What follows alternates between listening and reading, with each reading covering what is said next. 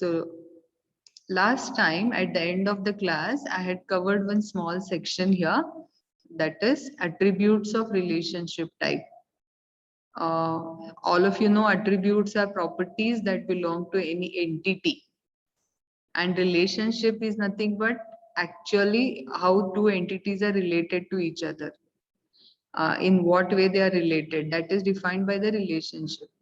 Normally relationships do not have attributes, but sometimes when a relationship needs some values to be specified to give more meaningful information about the relationship that is shared between the two entities.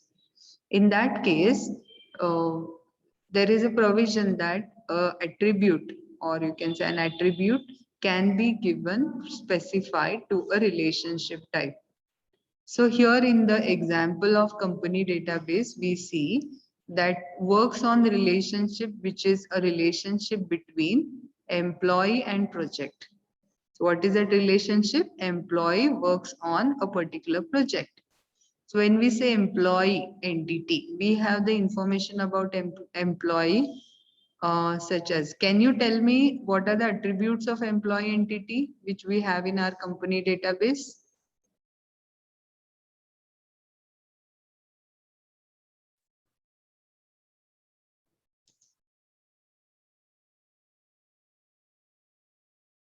Yes, all of you know what is mean by attribute. Do you remember which all attributes our employee entity has in company database? Name, employee ID. Name, employee ID, fine. What else?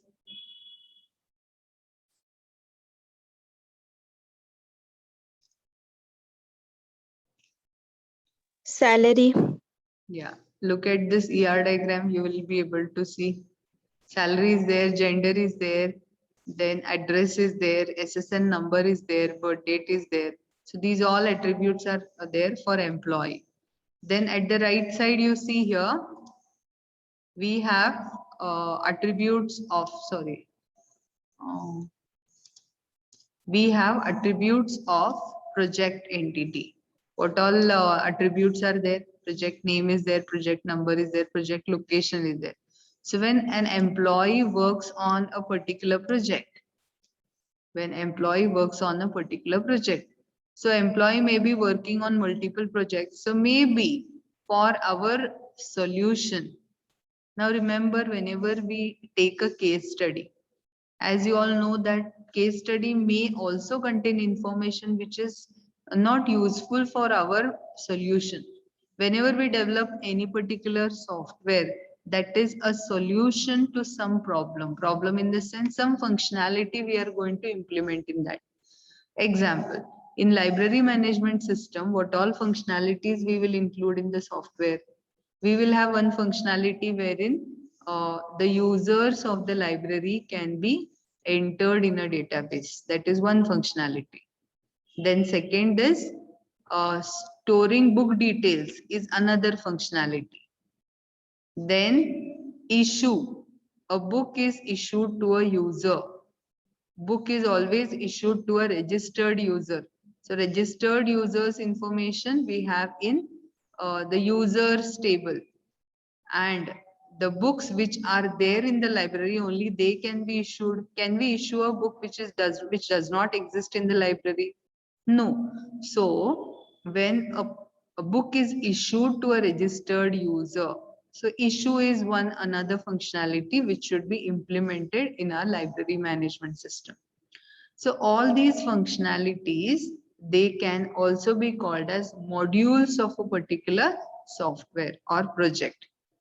So similarly here, now depending on which all functionalities we want to implement in our project, we in the sense who, the user wants to get it implemented, and programmers according to the requirement of the user, they will develop programs that will be, or you can say the programs which will be used to implement the requirements of the user.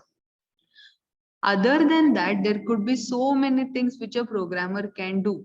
but he will not do because he has to focus on the requirements of the customers or the users, isn't it? So when he focuses or he limits, or it is also called as a kind of borderline he draws for the development, that is also called as a scope of a particular project or software. I'm using particularly these terms which you will be using in your project in the next year. That time students will be blank, they don't understand what is project, what is module, what is scope. Now your seniors, we are handling their projects. Many of the times I tell them they are submitting synopsis of the project. Synopsis in the sense, a brief information about what kind of project they want to develop. Project means any software they are going to develop. So when they want to do a project, they should know, I always keep telling them, please explain the modules. Now you all have understood what is meant by a module. Module means a particular functionality that is implemented in a project. And normally when we talk about a project, there could be minimum 4 or 5 functionalities. Now, just now I explained you briefly the case study of library management system. Which all functionalities I told you just now?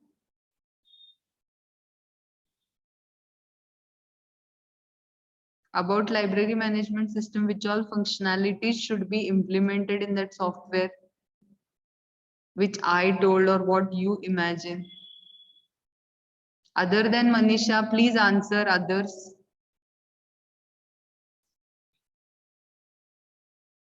If you don't involve yourself, you will not understand.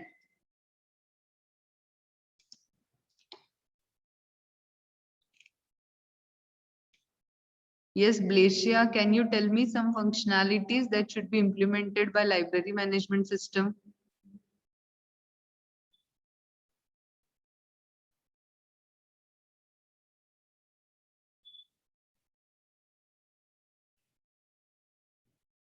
You should answer either through chat or orally.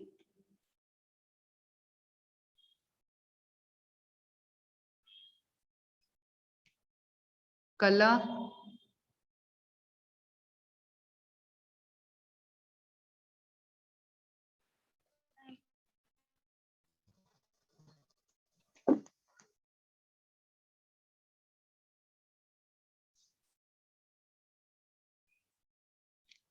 yes, I'm waiting here. Did you get my question? Madhura,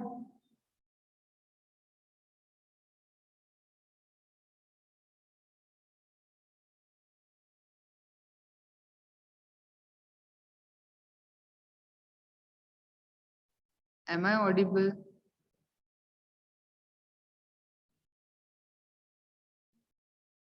Yes, Manish, can you tell what functionality should be there in library management system?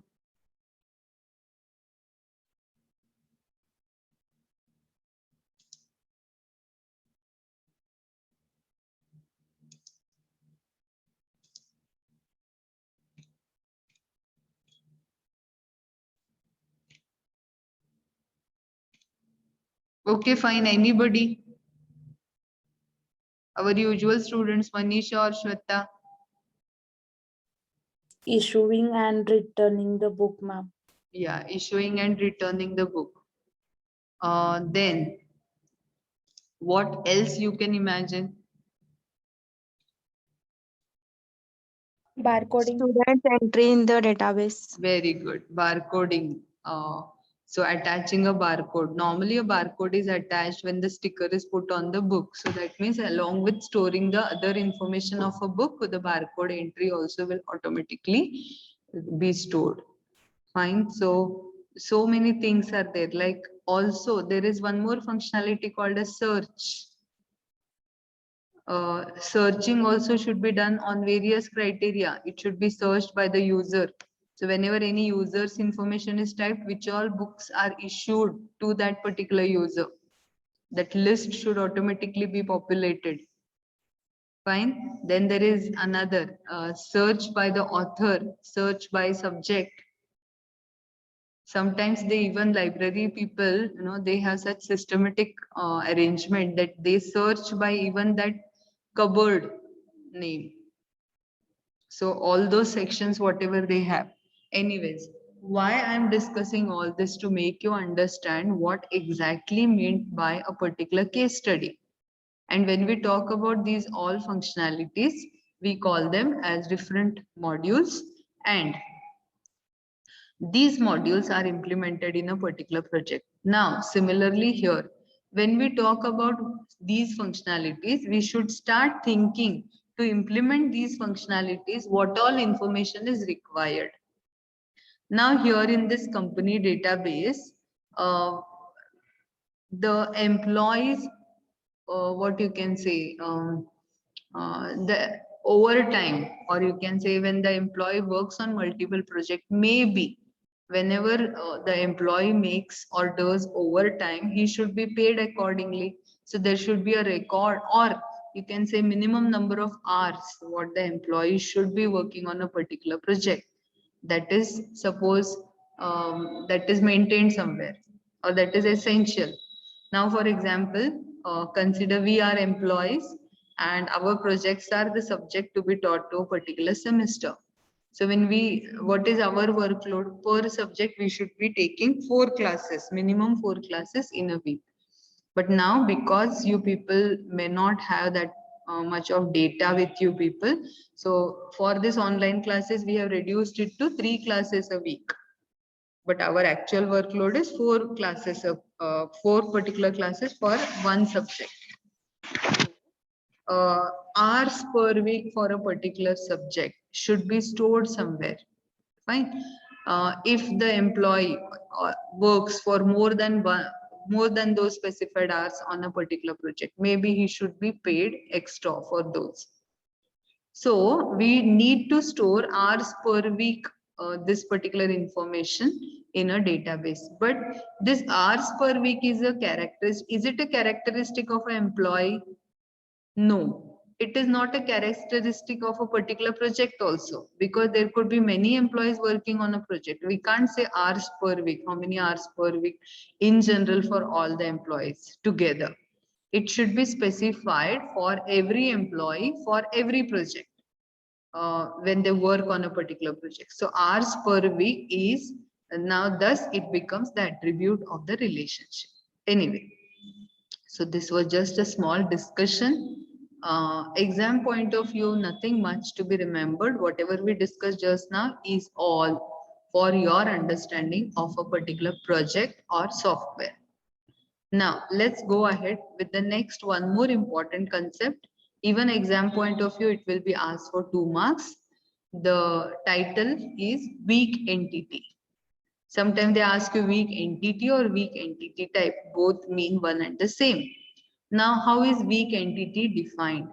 An entity that does not have a key attribute of its own.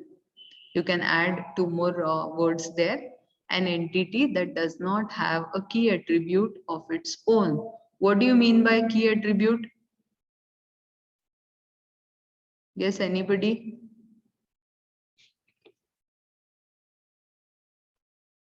Whose value is unique for all the entities. Whose value is unique for every entity. Fine. So that is a key attribute, and it is recommended, or it is in fact mandatory, that every entity type should have one such attribute which uniquely identifies individual instances in that particular group.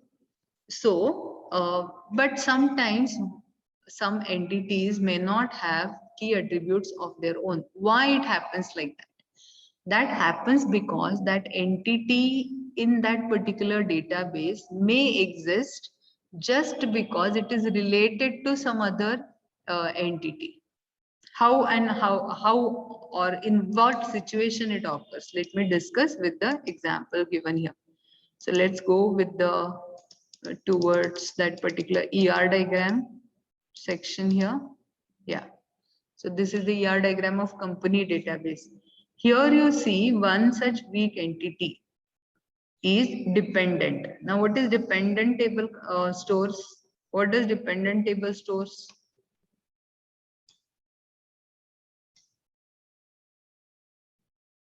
I had explained to you this. What does dependent table store? Let me highlight that. The close family members. The close family members. The information of the family members of whose employees. Why it is required to be stored?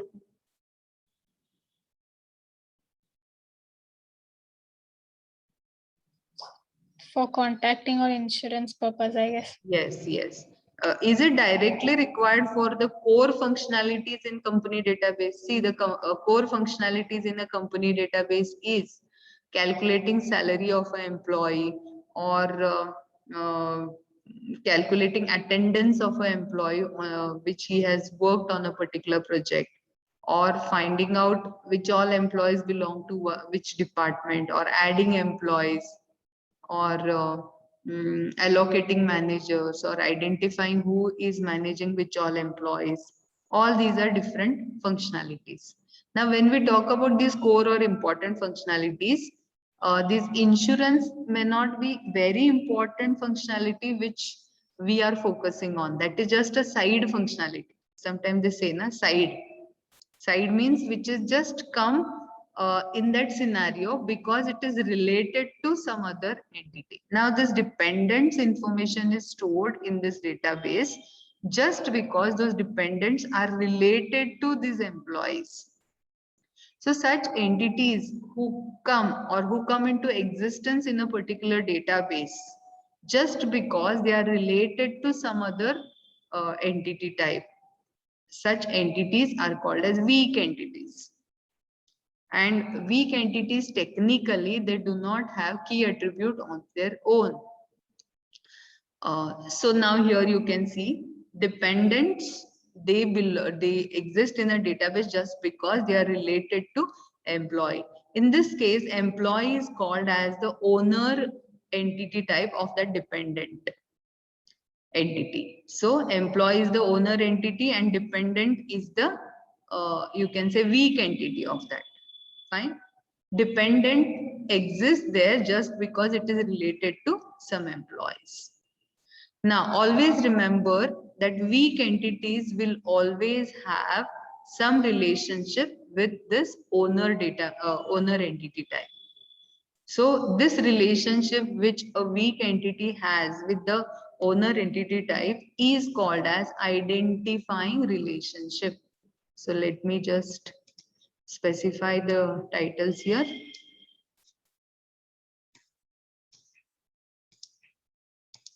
What is this here? It is a weak entity.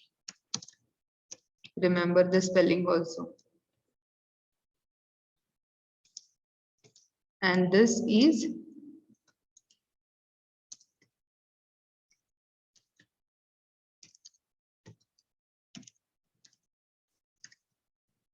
identifying relationship. Fine. How are weak entities denoted in ER diagram? Now you must have come to know. It is visible in front. What is the difference in normal entity and weak entity representation? Double lines. Double bordered. Fine. And also similarly, the other relationships are shown by diamond with single border, whereas identifying relationships that is defined, that is shown or represented by the diamond with double border. Fine. Yeah. Let us see what are the characteristics of this weak entity again. First of all, what is the first characteristic we have seen? We just now we read. What is the first characteristics? No Key attribute. key attribute. Okay, but then without key attribute, the functionality cannot be managed easily. So what they do later on, we are going to learn more about these key attributes. Sometimes when a single attribute cannot play a role of key attributes, I will just give you an example which may not be very appropriate, but I'm just giving. It's like when you appoint one particular leader to the class. Sometimes it may happen that one single person may not be capable of handling the entire crowd. It may not be true. I'm just giving you example. Like suppose if 4B class is there, normally we should not discriminate by genders, but I'm just giving you example. Girls is one group in one particular class and boys is another group.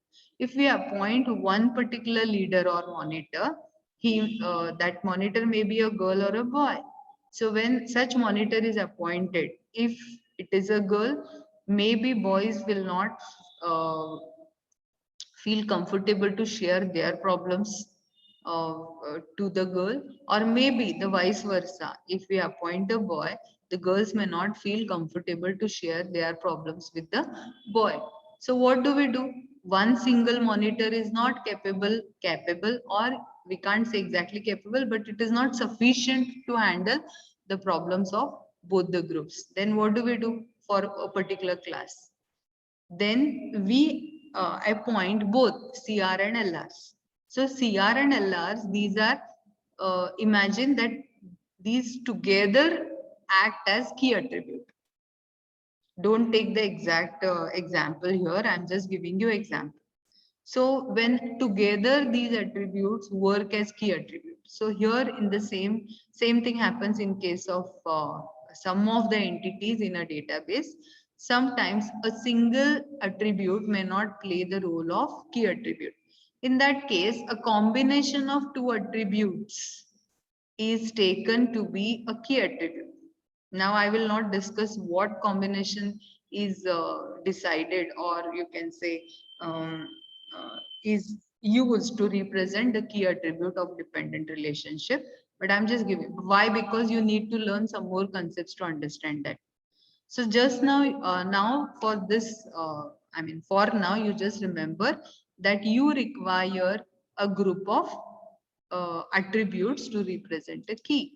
So I will write the second characteristics here.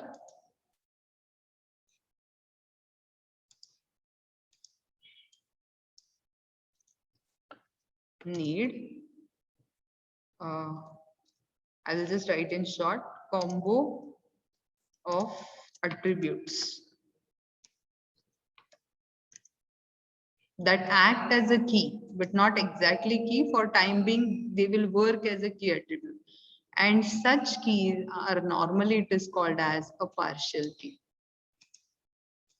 So always remember the key attribute of a weak entity type. Actually, weak entities do not have any key attribute. But those group of attribute, normally it will be group of attribute that act as a key is called as partial key. So many of the times, even in the interviews, this question is asked, what is a partial key? I remember it very well because in my post-graduation exam, I couldn't answer this question. Maybe I had not studied it properly. So what is a partial key? Partial key is a combination of attributes or a group of attributes that belong to a weak entity type and that are used as a key attribute in case of weak entity. Now let us sum up all these points together for weak entity type, and then let us discuss or revise this weak entity type example now. So what is a weak entity? Can anyone just revise or repeat whatever concepts I have told? A weak entity does not have a key attribute. Key attribute. This is one characteristic. What is the second characteristic?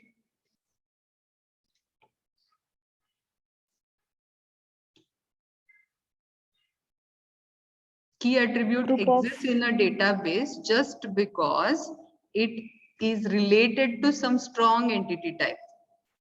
And such entity type is called as owner entity type. So weak entity actually doesn't have any important role to play in a database. It just exists because it is related to some strong entity type there. Fine.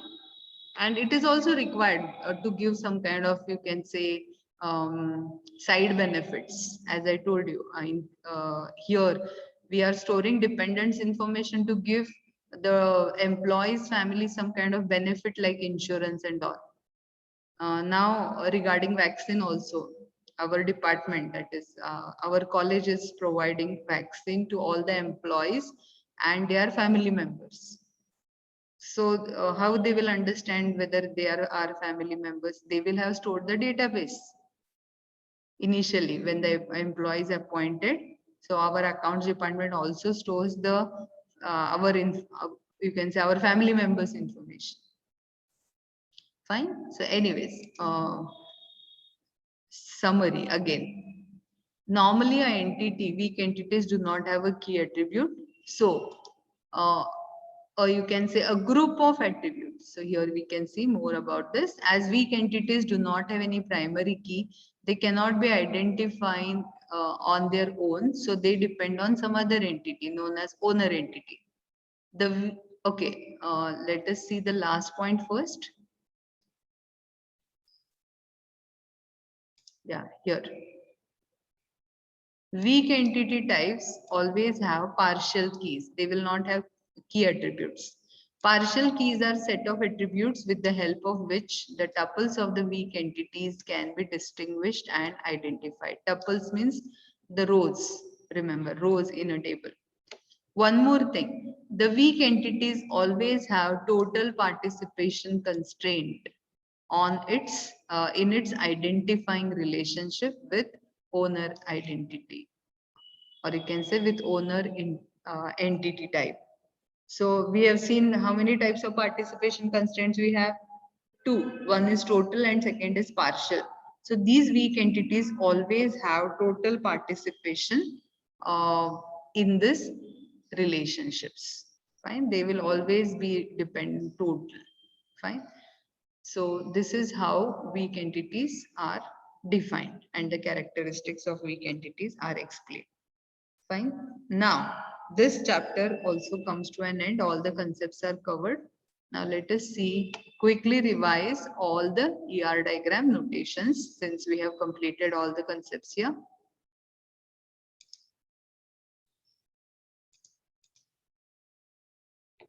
Okay. ER diagram. All of you know that entities are represented, and every object like entity. Okay, what is an entity? Any real-time object is called as an entity, and entities are represented by means of rectangle. Example of entities are student, teacher, projects, etc. in school database. So we have taken another case study here just to give you examples. Attributes are the properties of an entity type. They are represented by means of ovals. Every oval represents one attribute and is directly connected to its entity. That means a rectangle. Key attributes have their names underlined. All these points you should all remember till your projects also. At the time of project, when we people tell you to draw ER diagram for your own case study, you people make so many mistakes.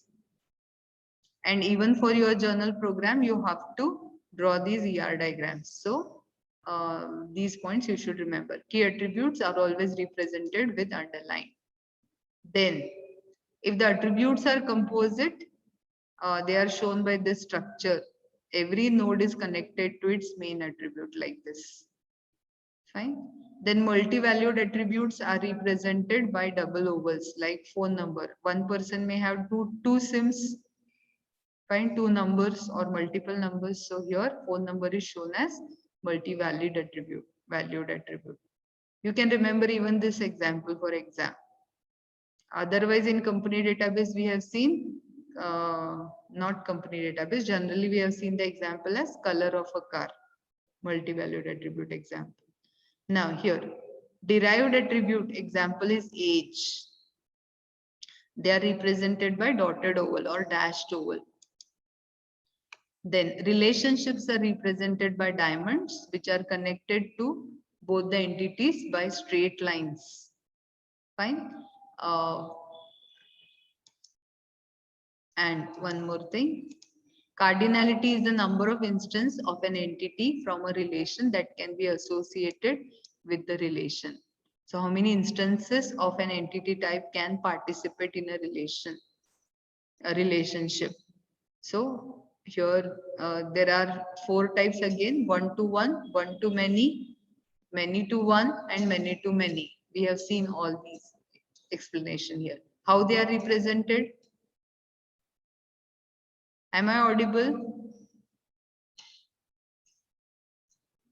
Am I audible, students? Yes, ma'am. Yeah. So here the cardinalities are shown by the numbers which are provided on the lines connected.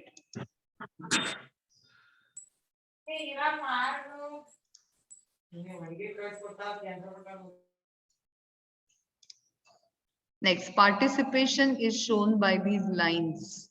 Single line shows partial participation, double line denotes total participation. So this we have seen. Then another way to represent this cardinality constraint is minimum and maximum. This normally we are not going to use, but sometimes when you go for PG or some of the people or some of the institutes, they also make use of this representation. Minimum means how many minimum employees can participate. So no employees, that means 0. And 1 means maximum 1 employee can be a manager when it comes to one department. So this minimum maximum type is also given in your book. Then weak entities are represented by double bordered rectangles, and identifying relationship is represented by the double bordered diamonds. Partial key is denoted by dotted underline. This is important point which we had skipped. So here partial key is name in case of dependent. You may think that it is a single attribute. It is not a combination of attribute. What is that combination of attribute? That we will learn little later. Right now you understand that partial keys are always denoted by dotted underline. So name has a dotted underline, but the picture is not so clear, so you may not see here. Then next, this is what type of relationship? Recursive relationship. When the same entity participates more than once in a relationship type, in a relationship. In that case, role names are represented on the lines just to differentiate in what roles the same entity plays twice. Then this is the summary. First one is entity. Second is, what is the second one? Quickly keep on reading. What is the second one? Weak entity. Yeah, others keep on giving attendance. Then diamond represents relationship. Double border diamond represents identifying relationship. Normal oval with a single line indicates attributes. Oval with a underline indicates key attribute. Double bordered oval indicates multi-valued attribute. Then ovals attached to other nodes, nodal ovals, is called as composite attribute. This dashed line oval is called as derived attribute. Then in case of E1 and E2 participating in our relationship, E2 is in total participation, whereas E1 is in single participation. Partial participation. Then cardinality is represented by 1 to n or m to n. So E2 has n cardinality and E1 has 1 cardinality. Sometimes it is also represented as min and max as shown in last example. Clear? So this was the summary of all. So thus we finished another third chapter here. Fine. So those who have given attendance, leave. Others quickly give your attendance. Any doubts so far?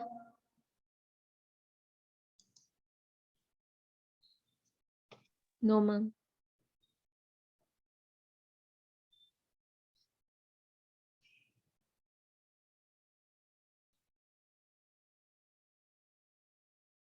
So if everyone has given attendance, we shall end.